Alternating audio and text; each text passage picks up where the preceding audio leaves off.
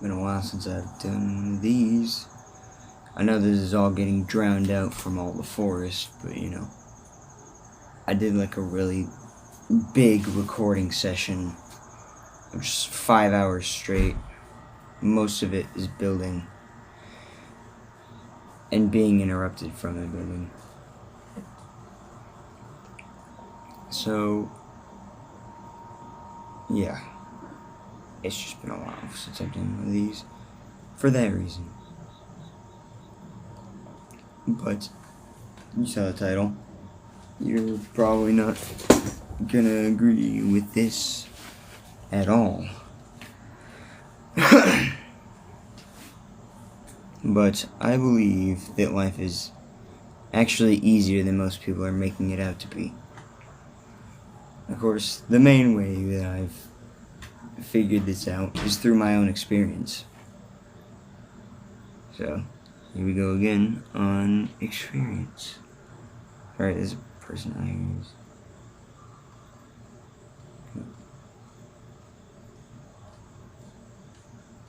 I saw him with a watch. It's like 8 o'clock in the morning. Mess is gone.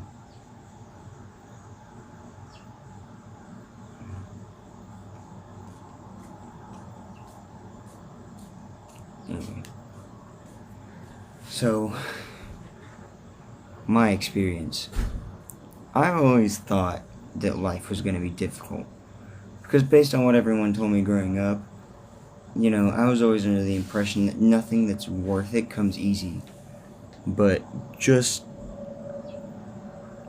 a week ago, I think, I had a bit of a revelation. 8 days ago, mosquito. 8 days ago, I started to work at a family-owned place again. They had new interest into me once more because I finally turned 16, so I could be legally hired onto the team.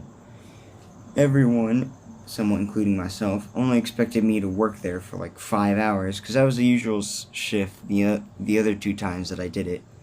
So there was no thought that this would be different. But it was different in the fact that I arrived as soon as the place opened, rather than just halfway through. So I worked, but the only time that I had ever stopped is when the place had closed down, because I would usually just get there around 4 o'clock and then work until the place closed down at 9. This time, however, I got there a little bit before they opened that morning at 11 o'clock in the morning, and then I worked up until they closed at 9 that night. 10 straight hours with one 20-minute break. And it was one of the easiest things that I've ever done. Ever. It was so strange to me. I sat down at the little bar thing. It's a bar and grill, but I'm always back in the kitchen. It's a little bar and grill, so I sat down at the bar when it was all over, and I'm like, most people complain about this kind of stuff. This is someone's most difficult part of the day. That was nothing. That was actually nothing. All I did was stand around and do some menial tasks. And most people think these kind of jobs are hard. It was so strange to me. A job like this is just one that most can't stand for more than 8 hours unless they get paid double than what I did. For the record, I got paid like $10 an hour because I'm like a part-time employee and all that, and I'm a student and whatever. And I'm over here, and I enjoyed it. It was so natural. I always knew that I do monotonous work fairly well, especially in the right circumstances. Because, I play games like Minecraft in the forest where I can be in survival and still build constantly. You guys have been seeing a lot of that, maybe, depending on if you watch that. But you know that I am like that. I like the monotonous tasks, and I do them. And I punch them until they're done. I should have brought a water out here. I didn't realize I would end up completely invalidating most people's arguments for why they end up unsuccessful, though. Because, like, working that minimum wage job for just working like a menial minimum wage job where I'm on my feet all the time, it was one of the easiest things I've done. It was legitimately easier than sitting down and playing video games the entire time, because I didn't have to worry about feeling guilty from, not being productive or anything, because I was being productive. I got money from that. So I started asking, as soon as it was over, why is this the case? Why is a job that most people would despise just so seemingly simple for me, even with a relatively short break compared to most commercial jobs, and with a longer shift as well? So remember, this was a 10-hour shift with one 20-minute break. Most people do an 8-hour shift with a 30-minute break. So I had it on extra hard mode, and it was still easy. For that reason, I realized a couple things which I need to obviously clarify here. First of all, I wanted to work extra hard this time, specifically so that I could show what I'm capable of, and then maybe, get hired onto the team. I haven't had any news from all of that yet. It's been over a week since they said that they're going to talk about it, so I don't know what it's going to look like. But, so who knows if I'll even really get hired onto the team. But my chances of getting hired onto the team are still way higher anyway, because I worked for a really long time and showed off that I could get a lot of work done and have all this work have the difficulty mean almost nothing to me. And so it was just all really easy. And at the end of that day, everyone was talking about how impressive the show-off was. So having the motivation towards that helped a lot. Secondly, I want to get out of the way. This is not a chain restaurant or anything. It's a family-owned place that there's only one specific location identical to it at all. And it's run by people that I have some family that know them personally. So I knew I was working for good people, which is something I wouldn't gain the certainty for in a job at McDonald's. So I would be able to know that I'm benefiting genuinely good people and not benefiting, just like some corporate head honchos. So that was a massive factor in that, especially in the fact that I ended up realizing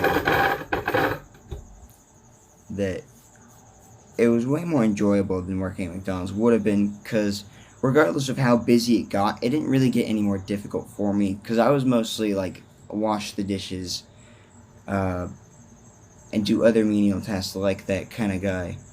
I didn't end up doing any real work that happened to be dependent on how busy we were. Sure, the dishes get dirtier quicker or whatever, but like the work that I was assigned was pretty steady throughout. It was a pretty big plateau. The last and most important thing by far, though, is the most difficult part of the whole job was just staying on my feet for that long, which I've proved is not really a big thing for me.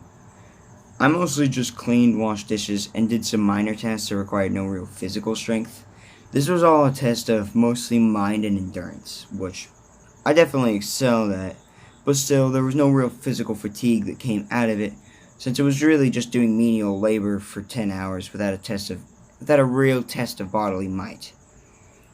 The entire time, I just washed dishes, I did some basic cleaning, and then I did some menial tasks, which just required me standing there doing things with my hands for like 15 to 30 minutes at a time.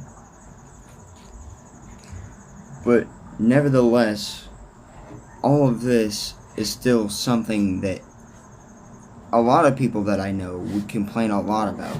Like, a lot of people would be complaining that they need to sit down, they need to have a rest. I only had one of that, and it came closer to the end of my shift. So, like, I went 7 hours straight, had a 20-minute break, and then went another 3 hours. About another 3 hours. And finished off the job. So clearly, the difficulty, I'm reading off of the script for this, by the way. I'm still stuttering just as bad. The difficulty of your life comes down to one core thing, and that is your mindset. How much you expect things to be hard, how difficult you think they are. I didn't expect any of it to be hard, and throughout the whole shift, I constantly had myself in my head and just always refocus on what I had to do. Anytime that a thought would appear in my head and then I noticed it, I would always try and refocus onto that task so that I get it done quicker. Whenever I had a task I needed to do, I just did it without hesitation. The only thing that ever stopped me was a question or two to make sure I did it right. Because none of the tasks that I did, I think, were genuinely difficult. I did like 5, 6, 7 sets of dishes. I cleaned out the bottom of his fridge, like just wiped it down. I don't really know if I can explain the other ones. I made kebabs as well. What's the other thing I did?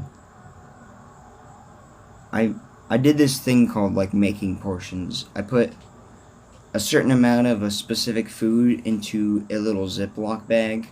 That way, whenever he needs, like, I don't think he does this, but it's just an example. If he needs, like, a medium fry, he can go to the thing and just grab the bag and then just pour that into the bowl or whatever. And then you can save a lot of time just having that around, and then people can get their food quicker after ordering it. So, like, I just prepped food, I put them on a little scale, I weighed them out, and then I put that in a bag, which got put in the freezer. I don't think I remember really any of the other tests I did specifically, because they were just so small. I also rolled up ground beef into a bowl, like, several times. Like, you ever make a snowball? It was like that, except I was just doing it with ground beef with gloves on. Like, I would just... It's like the kind of ground beef, like, after you hammer it down, but it's only, like, halfway cooked, so it's all soft. I don't really know how you made it that way, either way, but it was, like, all soft and stuff, so you can mold it into shapes. And then he would cook it the rest of the way from there. I'm getting off topic. Regardless, I didn't expect it to be hard. I think that comes with a lot of things. I don't expect my workouts to be difficult, so they aren't difficult. The most difficult part of the last workout I had is just that it's been a while since I've had my last workout, because figuring out all this schedule stuff has been a pain. It's not even been difficult, it's just been a pain because things pop up, and I just agree to them. I need to start saying no. I need to start saying no to things. You know, like, oh, you want to go to the park tomorrow? I mean, no, I have plans. Because it looks like I don't have plans, because the only thing I'm doing is stuff like this. But I still count this as plans. It's just been a pain trying to figure all that out. But even then, it's not even been that difficult. It's just been something where it's like something pops up and then everything gets thrown off. And I try more sleep hacking. I'm like, is this time better for me? Is this time? Oh, how should I wake up? Things all like that as well have been very gruesome on all of it. So the only exception to this rule that I can think of this whole mindset is the only thing that determines the mindset is the main thing that determines your difficulty in life. I genuinely believe the only exception to that is the extreme cases where, like, you get in a car accident where you're left permanently injured. You're born in a country where the threat of being mugged or killed is sky high. So, like, you go out every day and you fear for your life. And the chances that you'll get mugged at least once in your life is higher than the chances that you won't. Or someone stole something from you, which is a very present threat in every country. Like your car getting stolen, your bike if you just leave it out. Whatever. Something getting stolen or broken that you couldn't control because, like, you don't have anywhere to put it other than just out in the open. Which is what happened to my bike. My back tire is all kinds of busted up. The back tire can't keep air at all, and the thing that you would usually do to put in air seems to also be broken, because I'm able to wiggle it around and take it out of place, which is something you're not supposed to be able to do. To my knowledge, you're not supposed to be able to do that. It also doesn't seem to have a little cap thing on it, which I know not all bike tires have that, but I'm pretty sure the better ones do. And I don't know if this one always didn't have it, but I feel like it should have.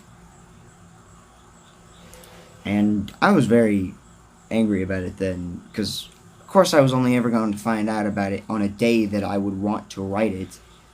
So I went out a little bit on it. I'm like, what's wrong with the tire? Why do I keep bouncing? Why is it going so much slower? So I stopped, and then I felt both tires, and I realized the back tire has no air at all. It's not like it's just kind of deflated. Like, it has no air at all. Like, you know when you push down a tire and you're like, let's see if it's flat. I can push my thumb all the way down. So obviously I was angry about it then because I wanted to get to somewhere. And then I had to stop in the middle of it and then bike back on a really bad bike all the way back to my back porch so that I could put my bike back up, try to air it up. That failed because I didn't know that the bike tire was busted itself. Like, it just can't keep air at all. So then, of course, I was angry about it. I threw the pump back onto the backyard, because it's one of those little manual pumps. Just threw it back onto the backyard and started angrily making my way up to a location which should have only taken 5 minutes, but instead was going to be a 10-12 minute walk there for someone that wanted something done. For my grandma. My grandma wanted me to do something for her, and I told her I'll get it later today because it's like, I could just basically get there in a matter of minutes. But now the amount of time that it would have taken was doubled because I had to deal with the fact that I had to walk again. I have to walk places again because if I don't, I would be riding a bike that not only hurts because, like, if this was my previous bike, it wouldn't be so bad. Because it's just a back tire that's all screwed up. So turning wouldn't be impacted as that much. So, like, I would still ride it, but there's no suspension on it. There's no back suspension on it at all. It's all front suspension. So every time that the wheel would make a full rotation, it would bounce, and it would hurt. More than it should have, really. I don't know why it's bouncing. That's strange. But, it's whatever. I'll get a new bike eventually. Hopefully we'll move out of this place so that people don't screw with stuff. Because I have a strange feeling. It was probably just kids that are neglected by their parents. They go outside as to escape their household. But they don't have their own bike or whatever, so they just do whatever. Because they got taught by their parents. They don't get taught anything by their parents. So they screw around. They don't have any real sense of morality or values. Because that's just kind of how this place is. I feel like a lot of kids in this entire complex don't get taught a lot of the things that they should be taught. And you know there's got to be at least one extreme case here where the kids are just next level awful. Like, I'm still confused about it today, because I can't pinpoint anyone specifically that would try to come over and take out my bike specifically. Because the only thing that I can see of, it looks like it got into an accident. Like, the back tire is just screwed up. And it's not screwed up in aging, I don't think, because I don't think tires just do that. Maybe they do. I don't know. I'm not very, bike smart. I'm looking at it right now. I keep looking at it, trying to figure out if there's any signs of a crash or anything. But everything else looks fine. No other parts are screwed up. It's only the back tire. So maybe that just happens over time. I don't know. I don't know how bikes work. I wish I did. Without, donating a ton of time to it. I was still powerless to change its fate regardless, because I didn't go anywhere that a bike would be required. And the previous reason that I was using it was to bike up to my friend's place and to go to the gym with it. But with my friend's place, I have school. I don't need to go see friends outside of school. The 8 hours here are more than enough social interaction than I would ever need throughout a day. Especially with, average people. And especially being in a school, in a public school. This is way more than enough. Too much, really. And the fact that my going to the gym has not only been something that's been very off and on, but going to the gym is right after school. So I would either just get dropped off with a friend, like through him getting dropped off by pickup, or I would just not go. Because usually, if I would want to come back here, and then bike all the way out there, I would only get there about 3:45, 4 o'clock. And the way that I saw it, I would want to start heading back about 5 o'clock. So I would only get an hour, which isn't enough for an upper-lower split. So I'd rather just stay home, do home workouts, and then I can have an extra 15 or 20 minutes to do more here when compared to out there, because at that point, I might as well just do that. Nevertheless, my mindset around the bike was still important, because situations like these are just bound to happen to anyone at some point, and there's no point in getting upset over them. It's something that happens. You can't get mad. You can't stay mad over something that's inevitable to happen eventually. And this is just one of those cases. And it's probably going to be a while until I have something to this level again, where the best mode of transportation that I have is just gone. Once I get my driver's license, that won't even be changed that much, because the only two vehicles that we have are both used throughout the day. So I can't just, take them with me to school and then just drop myself off and pick myself up. Because these vehicles need to stay here. They can't wait until like 5:30 or 6 o'clock to come back. So I can't just do that and make up a lot of time. So even if I were to get my license right now, which I don't like driving anyway, I don't like being in a car. I can't imagine how much less I'll like it driving it.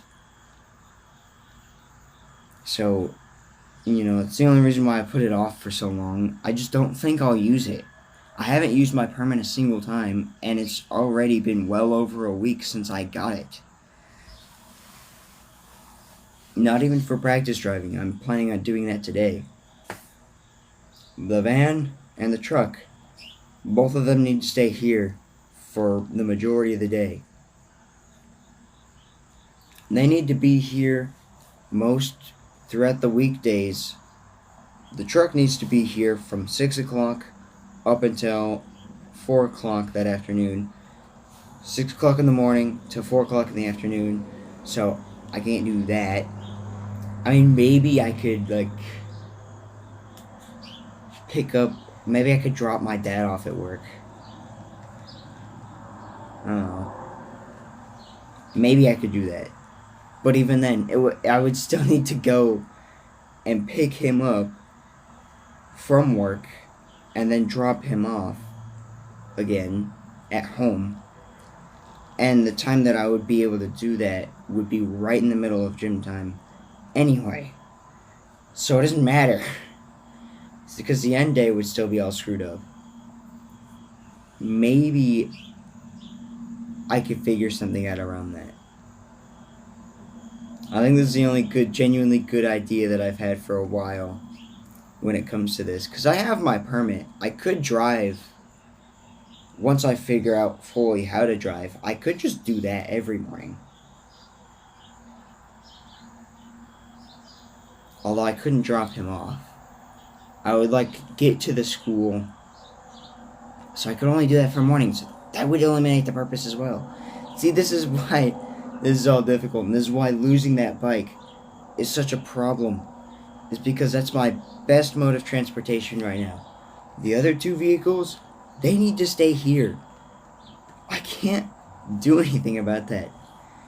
They need to stay here, because if they don't stay here, then I have to deal with the whole, picking up people, dropping them off at other places. Regardless of which vehicle I pick. The van, I wouldn't have to worry about that in the morning, but then that needs to stay here anyway, because that's got all the car seats. That's the only vehicle that can hold more than 3 people.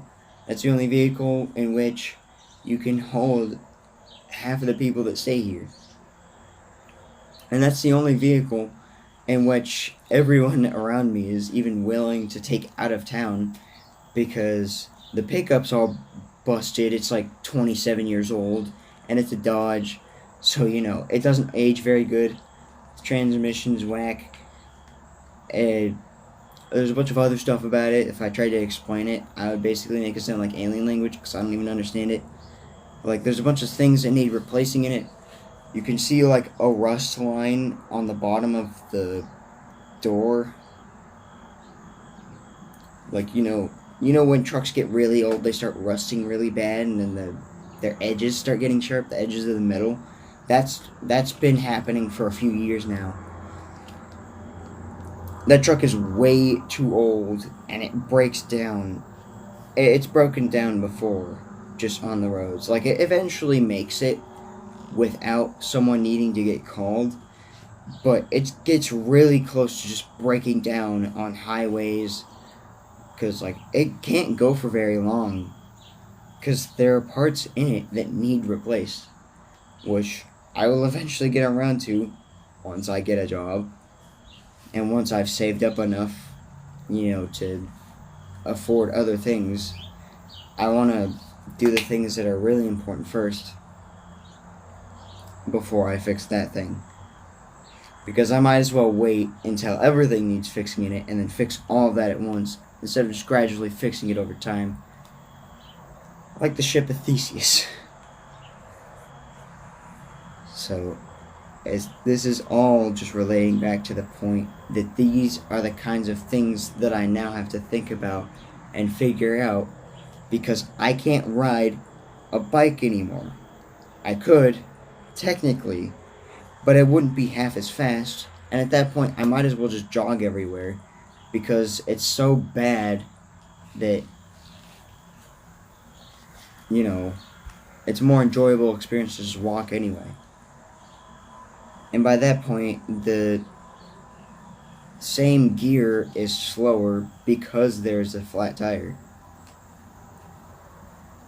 And remember, when you pedal, your chains are connected to the back tire.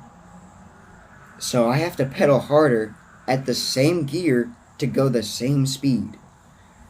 So at that point, I could just jog and go the same speed for the same effort. But I don't have to worry about bringing my bike with me. I could just leave the building and then go immediately. I don't have to kick the bike stand up and then take it out. So that's 2 bikes now that I've gone through. Now I'm realizing why younger me never learned how to bike. Because these bikes are way more wear and tear than I thought. It's not just like a one bike survives for a long time, unless you put it like in your garage or behind your house, and you actually live in a house where, I fucking hate mosquitoes. When you put it in your house or in your garage, and you have a house that whose backyard just goes out into a yard, it doesn't just immediately go out into other houses and roads like an apartment complex does, because both sides of the front buildings are going to lead out to road, so everything is super visible to everyone.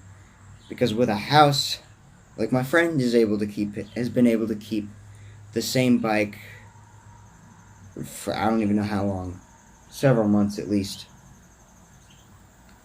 Meanwhile, that bike has only lasted a month and a half, and it already has problems again. I only have one friend that really knows anything about all this stuff, and it's super unlikely to see him outside of school, outside of the summer. So it's all of this because some unfortunate thing happened that I couldn't control. Or that maybe I could control, but I didn't know how to. Because I didn't think it was something that was going to happen. Things like this just happen. The unexpected. I didn't expect to take my bike out and it just to not work. That's not expected at all.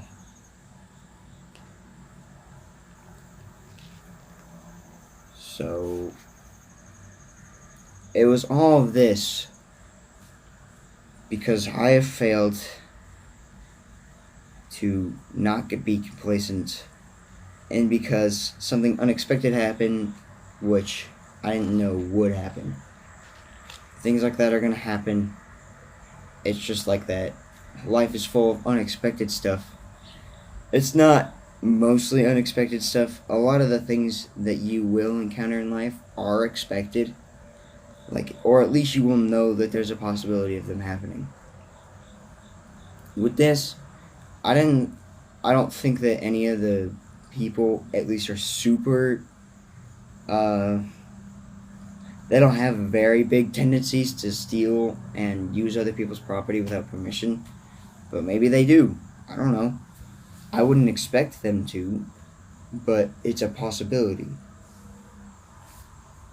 You always got to prepare both ways. And if you do that with everything, life will become even easier than I'm talking about here. Because I haven't done that yet. I have no way of bringing my bike inside, because we don't have a garage. We have a little storage unit, but that can't fit a bike, especially with the stuff we have in it right now. That can't fit a bike, so I can't put this thing anywhere unless we don't have it on the premises at all times.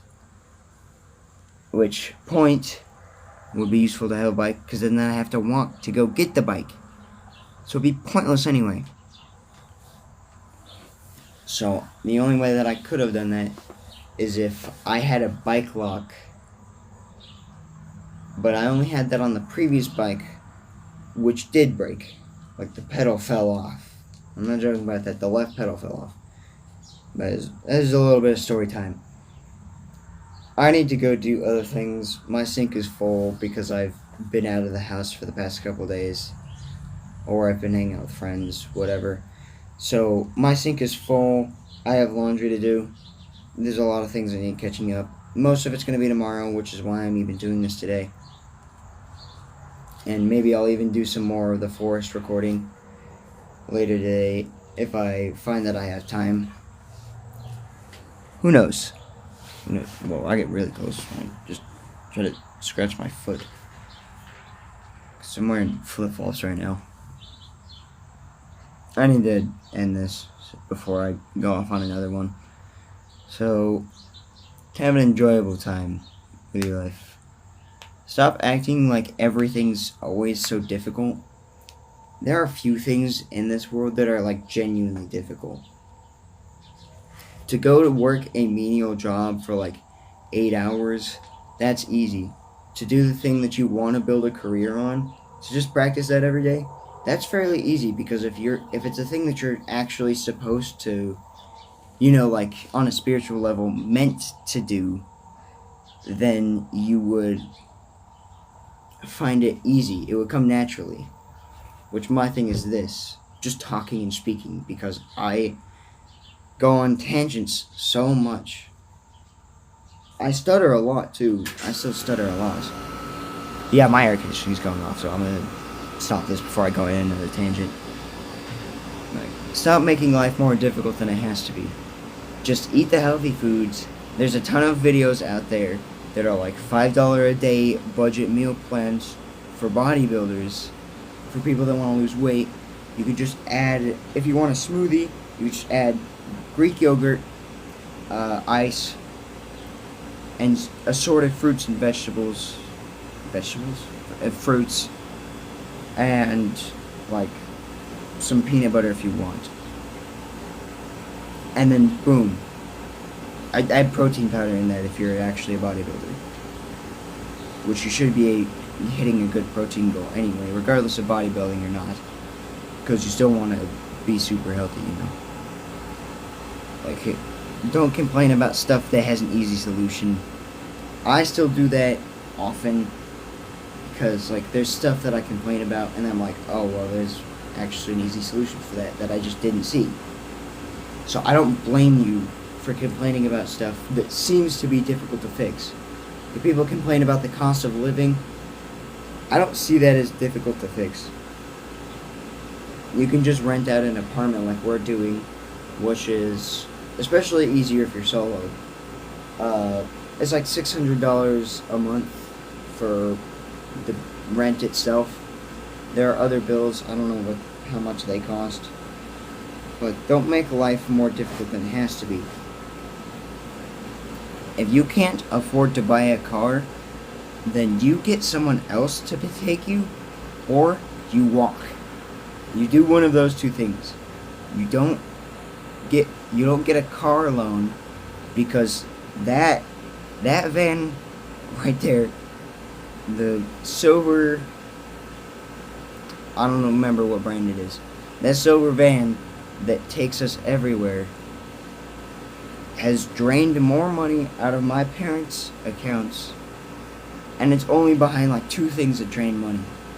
Like, the first thing is my dad's student loans, and then rent itself.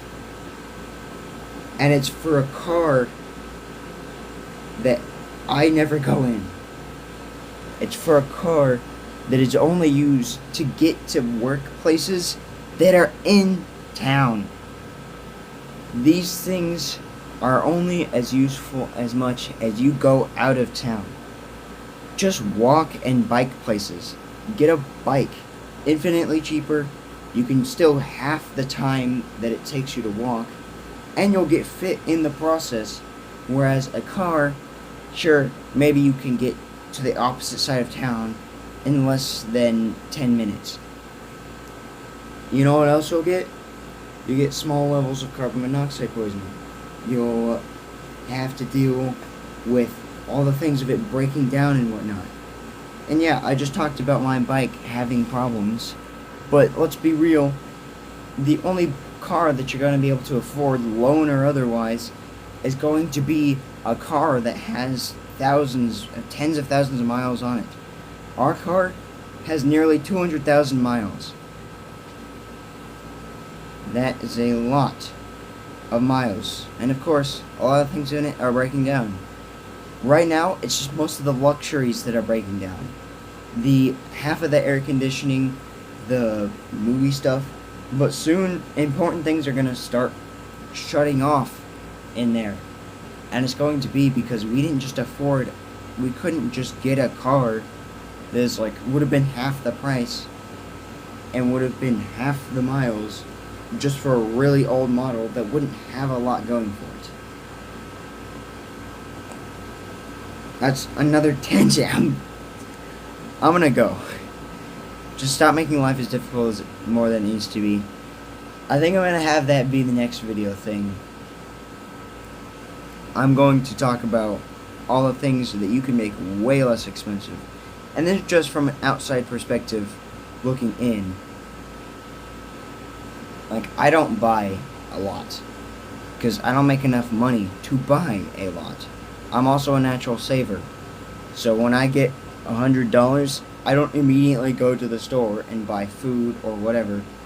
I get home and I put it away. As soon as I can make, which I could probably make a savings account now, but as soon as I get around to that and, you know, figuring out which bank is the best here and doing all of that, I'm going to start putting pretty much almost every penny that I own into a savings account. And I'm going to put it into the best savings account that I have. And I'm only going to take out savings account money for a couple of things. It's going to be for the PC, and then after that it's going to be for a water purifier. Like an actual next level water purifier. So that my family can stop wasting like $20 every month to replace the thing. And instead I can use about $5-ish a month after purchasing it to get the same amount of water. Because we're a big family, of course. We spend a lot of money on it. And even then, they can still buy it. Once again, I will see you guys later. I was going to say something else, but I know it's going to end in a tangent, so take care.